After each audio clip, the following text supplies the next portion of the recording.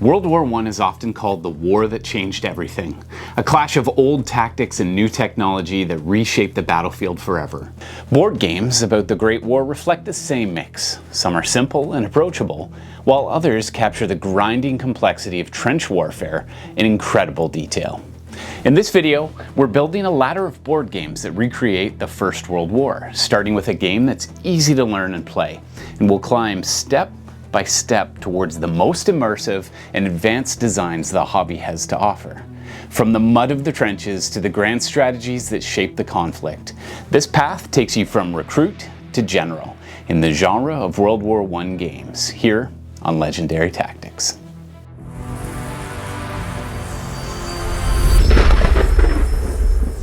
Thanks to Ares Games for providing this Wings of Glory game mat for this video.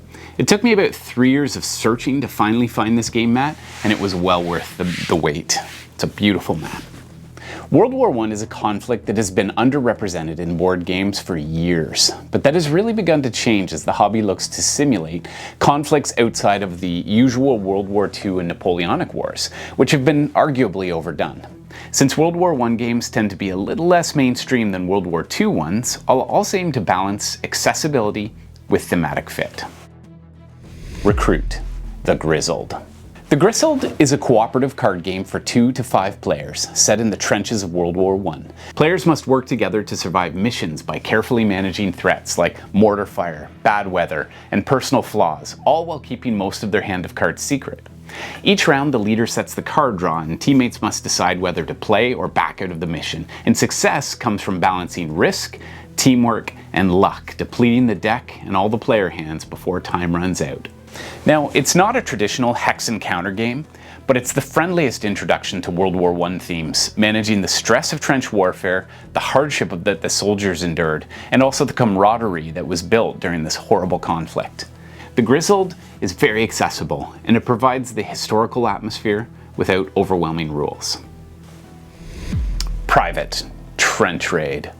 Trench Raid is a solitaire wargame set on the Western Front of World War I.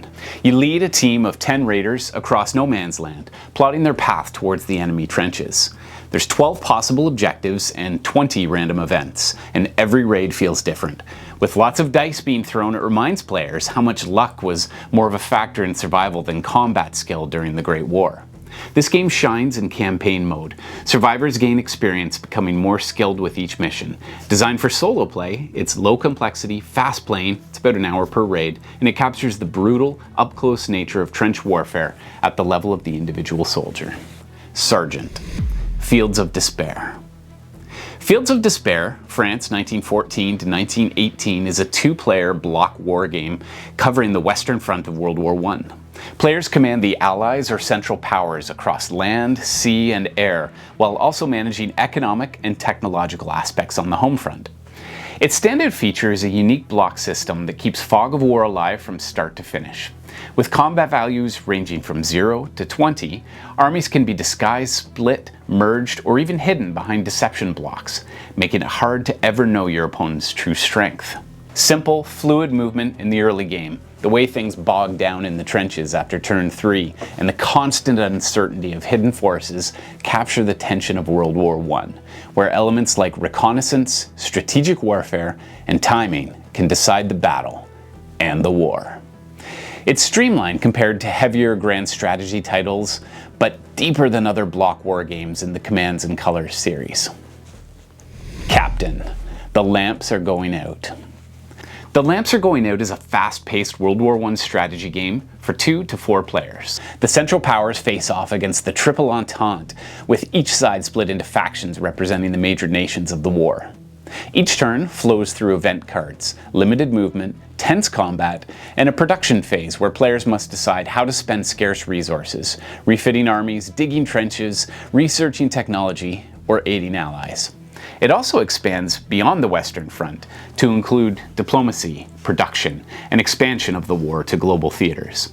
It's more immersive, longer, likely taking 4 to 5 hours to play, and it demands broader planning and strategic skills. The Lamps Are Going Out offers a rich and rewarding experience with well-balanced gameplay, strategic depth, and excellent replayability.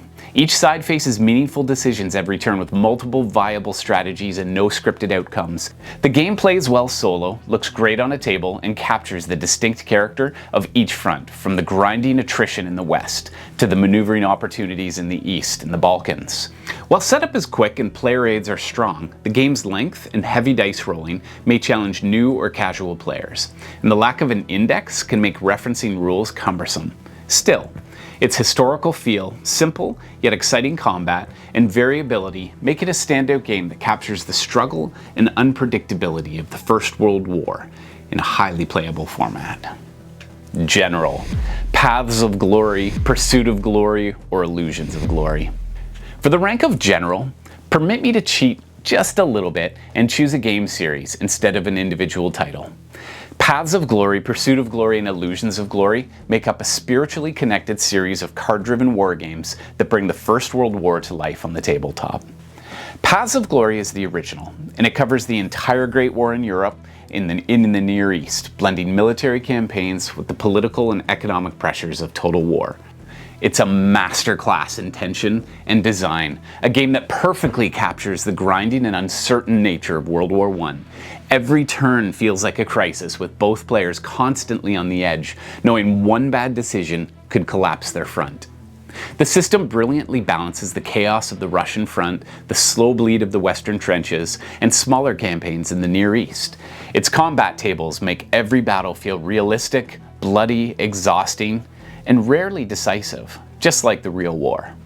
While the rules have quirks and card knowledge is essential, the result is a deeply thematic, endlessly tense experience that oozes World War I. For many, it's not just one of the best World War I games ever made, it's one of the best war games, period. Pursuit of Glory shifts the focus to the Ottoman front of the Great War, where the Central Powers and the Allies clash in the deserts and the mountains of the Middle East. It really shouldn't work, but it absolutely does. On paper, it's chaos. 5 simultaneous fronts, random events that can turn your fortunes upside down, and entire armies vanishing overnight. Yet somehow, it all balances out in one of the most dynamic, unpredictable, and rewarding war games ever made. It builds on the Paths of Glory system, and it adds new layers of complexity, chrome, and strategic depth. The result is a sprawling campaign across the Middle East and beyond, filled with tense decisions, wild swings of fate, and endless replayability. It's not an easy game. The rules are long, the strategy is dense, and the history likely unfamiliar. But for players willing to dig in, it delivers a rich wargame experience. After years of play and hundreds of matches, veterans agree. Pursuit of Glory isn't broken, it's brilliant. Illusions of Glory adapts the system to the Eastern Front, with Russia, Austria-Hungary, and Germany locked in a grinding struggle, adding depth, nuance, and innovation worthy of its legendary predecessor. Covering the massive campaigns from East Prussia to the Balkans, and even including the Italian front, this card-driven game captures the full scale and tension of this theater. Each card you play can change the course of history, whether to command giant offensive, rebuild shattered armies, or trigger historical events like the Russian Revolution or the entry of new nations into the war. With elements like national will, troop quality, and a detailed map design, Illusions of Glory refines and expands Paths of Glory formula, creating a more historical and balanced experience, while aiming to keep its pulse-quickening, decision-driven gameplay. It's accessible to veterans of POG, and it is full of that familiar strategic tension that rewards long-term planning and adaptation. These games are known for their strategic depth, tension between military and political choices, and high replayability value.